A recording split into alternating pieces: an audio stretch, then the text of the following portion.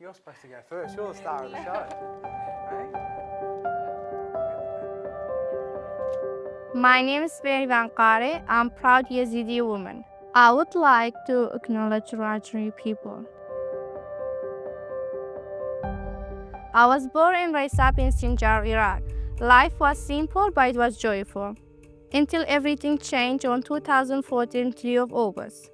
That day, ISIS came to my people. We had no choice but flew to the mountains. We spent 3 days without food and water, hiding in a field.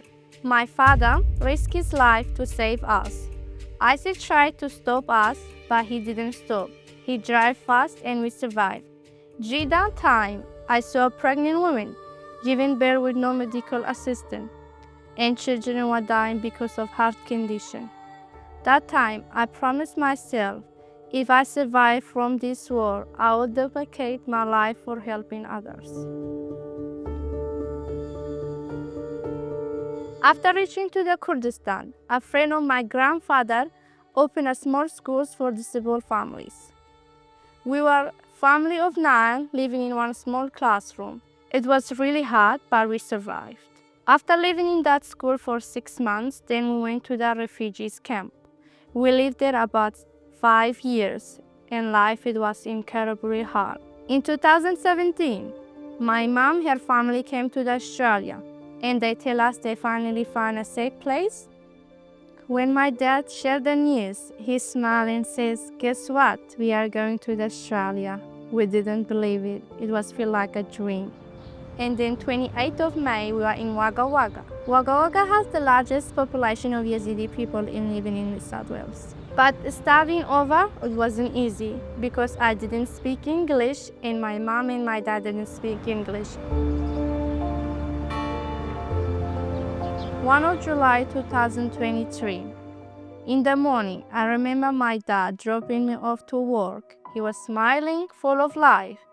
But then everything changed. He came to the home with just a headache. We tell him that let's go to the hospital. He just said it's just a normal headache, my lovely daughters. Then at 11:05 p.m., I had to call the ambulance. And I saw my dad, tears coming out on his cheek. I held his hands and I said, "You'll be okay." But that night, I just see my dad taking his last breath, and I will never forget that day in my life. Even though me and my siblings didn't give up, because it was our dad's dream to see us working in healthcare.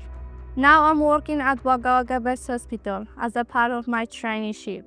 I'm so excited about the future. Awesome. Where have you applied? CSU? CSU? Yeah, Charles State University. Awesome. Nice and close. Yeah. Was that for early entry? Yes. You've got your brother and sisters that are going to uni as well? Yeah, they're already doing uni. Yeah, the whole of family. nurses, yeah. Yeah, family of nurses. That's Yeah. awesome. Yeah. You're all going to go to uni together. You're all going to be nurses. Yeah. And then you're all going to come back here and work at the Yeah. hospital. Only me, I'm gonna be different. You're all going to different. What are you Yeah, going to do? I'm gonna do medicine after nursing. I want to specialize in cardiology because my father passed away from heart attack. About the traineeship, I love everything. It changed my life. I do observation, I do hospital bed, I talk to the patients.